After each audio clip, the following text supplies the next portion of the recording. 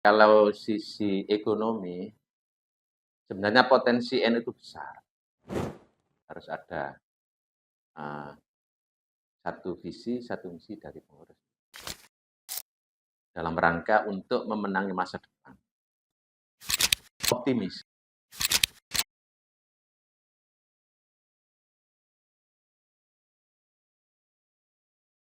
Menurut kami untuk pengurus prodi yang ke depan ini 2025-2030 ini sesuai dengan apa yang menjadi ide dan gagasan ketua, yaitu membersamai umat dalam rangka untuk memenangi masa depan. Ini yang menjadi prioritas kita, sehingga pengurus yang hari ini yang dijadikan pengurus harus lebih banyak inovasi, gerakan yang intinya adalah bersama umat. Itu yang paling penting. Dan harapan kami pengurus ini karena pengurus baru, maka perlu ada edukasi untuk menyamakan visi dan misinya. Karena banyak dari pengurus juga belum pernah jadi pengurus PCNU, sehingga perlu ada pembekalan mahwal PCNU ini yang penting.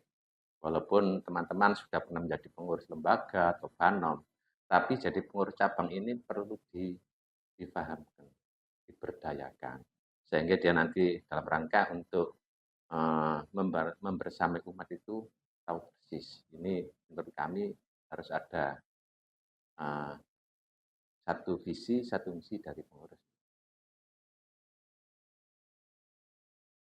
Kalau saya sesuai dengan rapat harian Suryatan Bida kemarin, memang bidang kami adalah di bidang tentang pemberdayaan ekonomi, bidang ekonomi dan pertanian. Ditambah satu lagi, bidang kesekretariatan. Lembaga dan banom yang kami tangani adalah yang pertama tentang lembaga perekonomian sama lembaga pengembangan lembaga perekonomian Nahdlatul Ulama sama lembaga pengembangan pertanian Nahdlatul Ulama. Ditambah satu tugas lagi adalah tentang kesekretariatan. Kalau sisi ekonomi, sebenarnya potensi N itu besar. Potensi ekonomi di bawah itu besar, menurut kami. Sehingga perlu difasilitasi untuk pengembangan ekonomi di bawah. Ini bukan kita mulai dari atas, tapi dari bawah, bottom up. Artinya perlu kita bentuk kelompok-kelompok usaha mikro, kecil dan menengah di tingkat bawah. Sehingga itu nanti menjadi bentuk partisipasi warga di bawah kepada organisasi. Kalau sudah itu jalan, insya Allah, sisi ekonomi di tingkat bawah ini kalau sudah jalan, berarti tingkat partisipasi daripada warga kepada Nahdlatul Ulama, insya Allah itu bisa.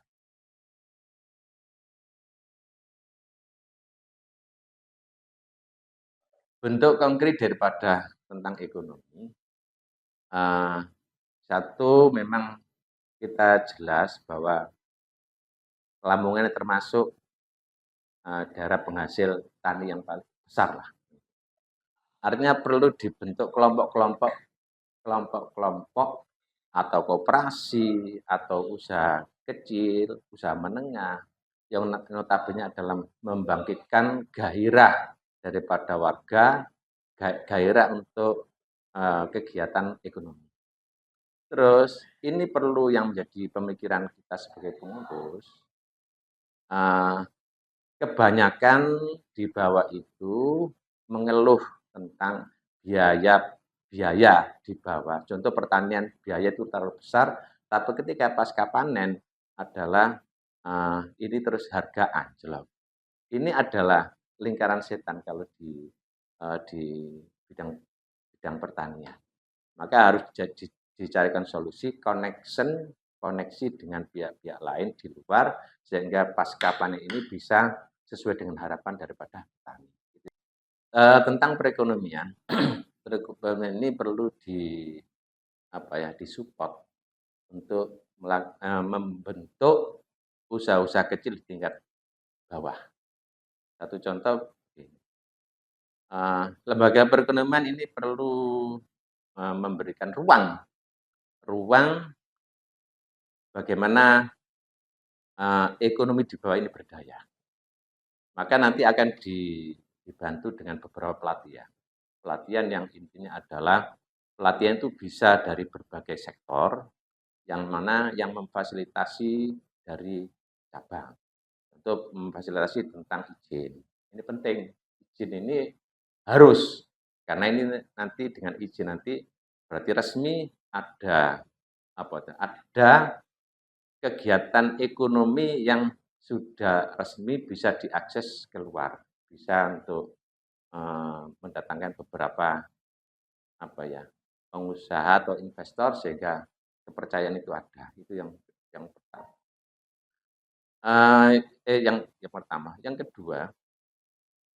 Yang kedua tentang ekonomi ini, warga ini sering dari periode ke periode NU membuat usaha resmi itu sering belum bisa memuaskan daripada warga.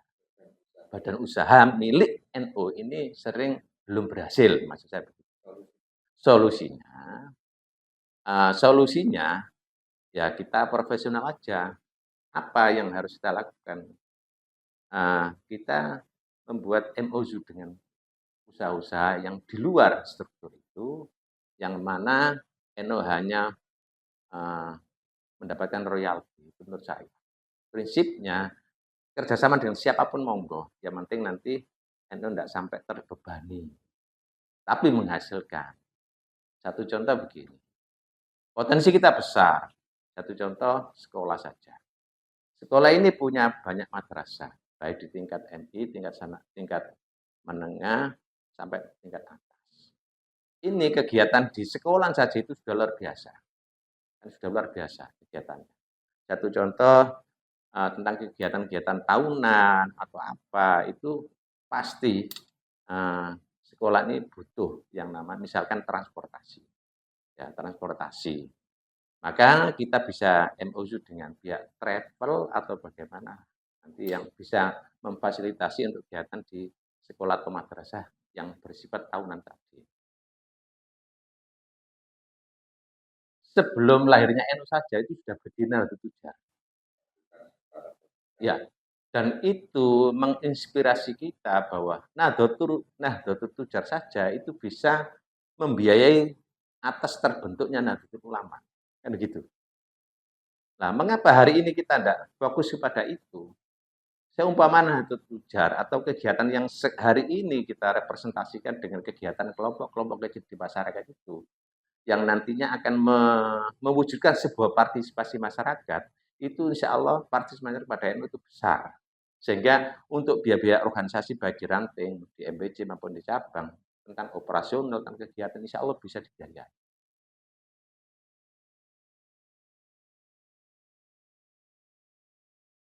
Saya lebih optimis karena apa? Sekarang pengurus sekarang itu banyak yang muda, kesempatan banyak muda, yang banyak yang inovatif dan begitu. Sehingga selama pengurus mau kerja, insya Allah, mau kerja membersamai umat, itu jelas bisa. Tapi manakala saya berharap begini, kalau nanti dari 40 pengurus ini saja, kalau memang sekiranya kita nilai misalnya ada kurang respon, yes, mau tidak mau sebagaimana aturan organisasi gitu aja. Kita laksanakan, kita pegang aturan-aturan organisasi. Kalau tidak bisa ya apa boleh buat ya. Kita harus ada restrukturisasi daripada kepengurusan. Iya, walaupun 1 tahun misalkan dievaluasi monggo. Lebih enak begitu. Daripada jadi pengurus tapi jadi urus-urusan ya. Itu yang prinsip menurut saya. Terima kasih.